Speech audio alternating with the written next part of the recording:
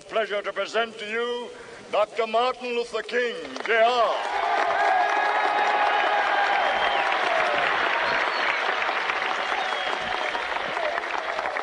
I am happy to join with you today in what will go down in history as the greatest demonstration for freedom in the history of our nation.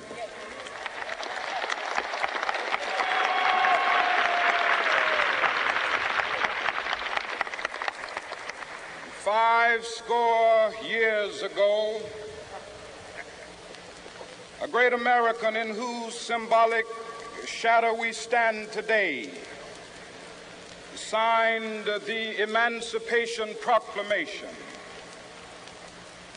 This momentous decree came as a great beacon light of hope to millions of Negro slaves who had been seared in the flames of withering injustice. It came as a joyous daybreak to end the long night of their captivity. But 100 years later, the Negro still is not free. 100 years later, the life of the Negro is still sadly crippled by the manacles of segregation and the chains of discrimination. 100 years later, the Negro lives on a lonely island of poverty in the midst of a vast ocean of material prosperity. 100 years later, the Negro is still languished in the corners of American society and finds himself in exile in his own land. And so we've come here today to dramatize a shameful condition. In a sense, we've come to our nation's capital to cash a check. When the architects of our republic wrote the magnificent words of the Constitution and the Declaration of Independence, they were signing a promissory note to which every American was to fall heir. This note was a promise that all men, yes, black men as well as white men, would be guaranteed the unalienable rights of life, liberty, and the pursuit of happiness. It is obvious today that America has defaulted on this promissory note insofar as her citizens of color are concerned. Instead of honoring this sacred obligation, America has given the Negro people a bad check, a check which has come back marked insufficient funds.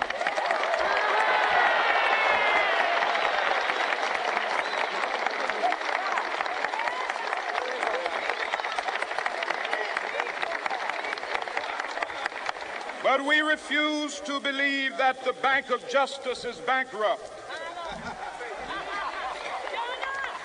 We refuse to believe that there are insufficient funds in the great vaults of opportunity of this nation.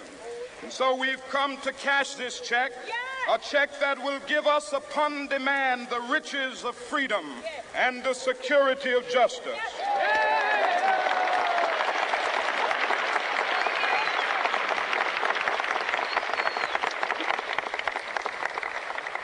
We have also come to this hallowed spot to remind America of the fierce urgency of now. This is no time to engage in the luxury of cooling off or to take the tranquilizing drug of gradualism.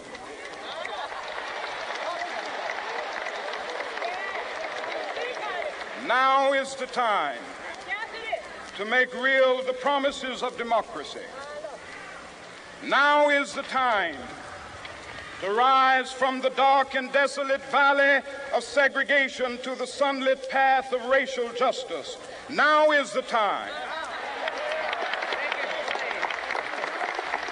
to lift our nation from the quicksands of racial injustice to the solid rock of brotherhood. Now is the time to make justice a reality for all of God's children. It would be fatal for the nation to overlook the urgency of the moment. This sweltering summer of the Negro's legitimate discontent will not pass until that is an invigorating autumn of freedom and equality. 1963 is not an end, but a beginning. Those who hope that the Negro needed to blow off steam and will now be content will have a rude awakening if the nation returns to business as usual.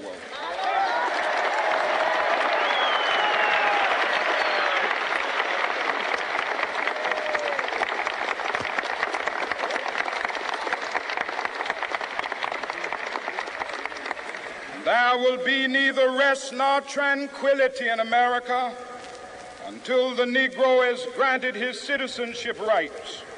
The whirlwinds of revolt will continue to shake the foundations of our nation until the bright day of justice emerges. But that is something that I must say to my people who stand on the warm threshold which leads into the palace of justice. In the process of gaining our rightful place, we must not be guilty of wrongful deeds. Let us not seek to satisfy our thirst for freedom by drinking from the cup of bitterness and hatred.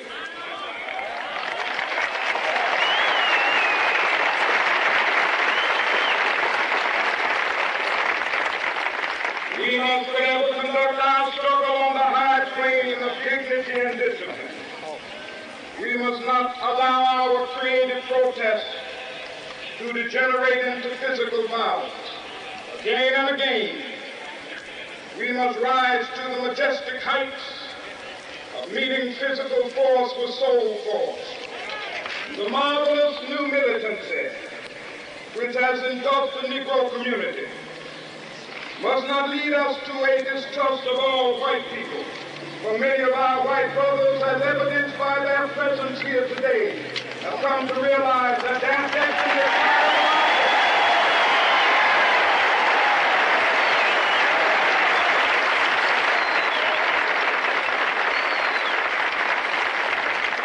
They have come to realize that their freedom is inextricably bound to our freedom. We cannot walk alone. As we walk, we must make the pledge that we shall always march ahead. We cannot turn back.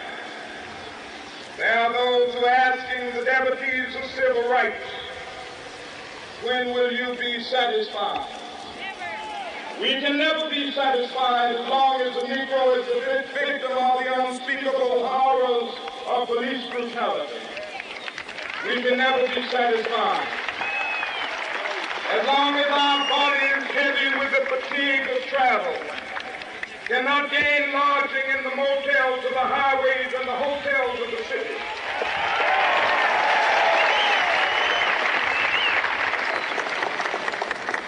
We cannot be satisfied as long as a Negro in Mississippi cannot vote and a Negro in New York believes he has nothing for which to vote.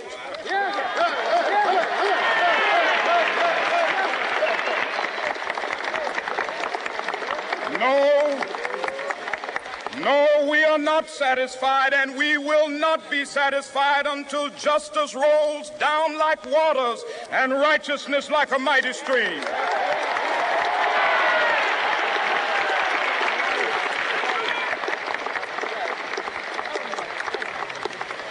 I am not unmindful that some of you have come here out of great trials and tribulations. Some of you have come fresh from narrow jail cells. Some of you have come from areas where your quest for freedom left you battered by the storms of persecution and staggered by the winds of police brutality. You have been the veterans of creative suffering. Continue to work with the faith that unearned suffering is redemptive. Go back to Mississippi. Go back to Alabama. Go back to South Carolina. Go back to Georgia. Go back to Louisiana. Go back to the slums and ghettos of our northern cities, knowing that somehow this situation can and will be changed. Let us not wallow in the valley of despair. I say to you today, my friends,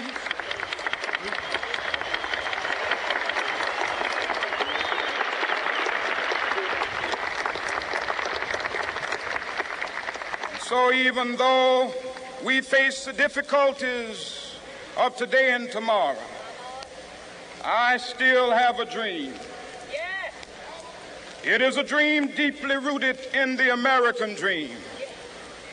I have a dream that one day this nation will rise up and live out the true meaning of its creed. We hold these truths to be self-evident, that all men are created equal.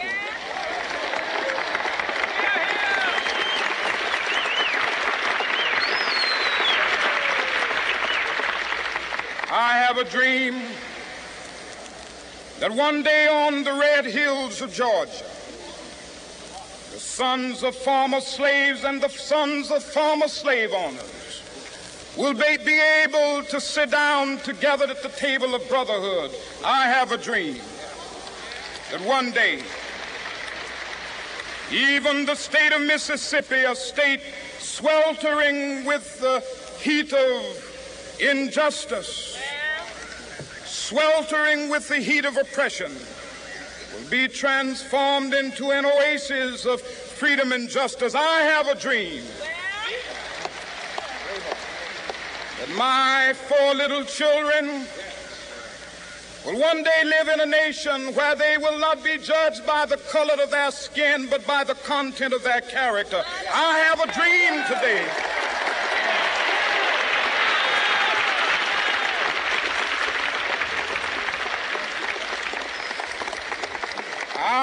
a dream that one day down in Alabama, with its vicious racists, with its governor having his lips dripping with the words of interposition and nullification, one day right there in Alabama, little black boys and black girls will be able to join hands with little white boys and white girls as sisters and brothers. I have a dream today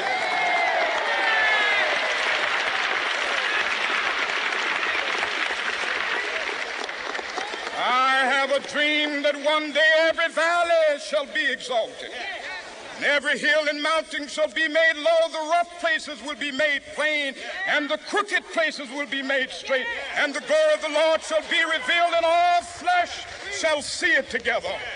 This is our hope. This is a faith that I go back to the South with. With this faith, we will be able to hew out of the mountain of despair a stone of hope.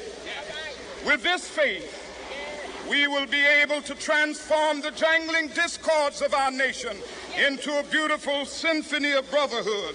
With this faith, we will be able to work together, to pray together, to struggle together, to go to jail together, to stand up for freedom together, knowing that we will be free one day. This will be the day.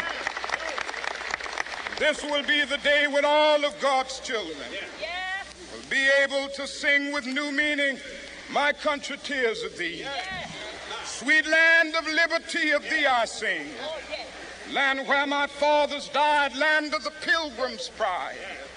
From every mountainside, let freedom ring. And if America is to be a great nation, this must become true.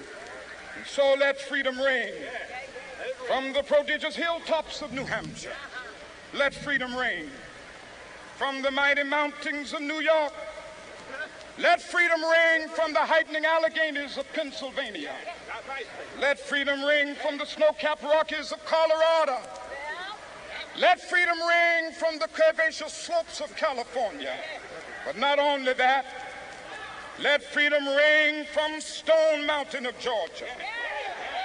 Let freedom ring from Lookout Mountain of Tennessee.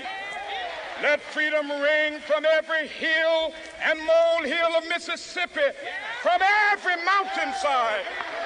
Let freedom ring, and when this happens,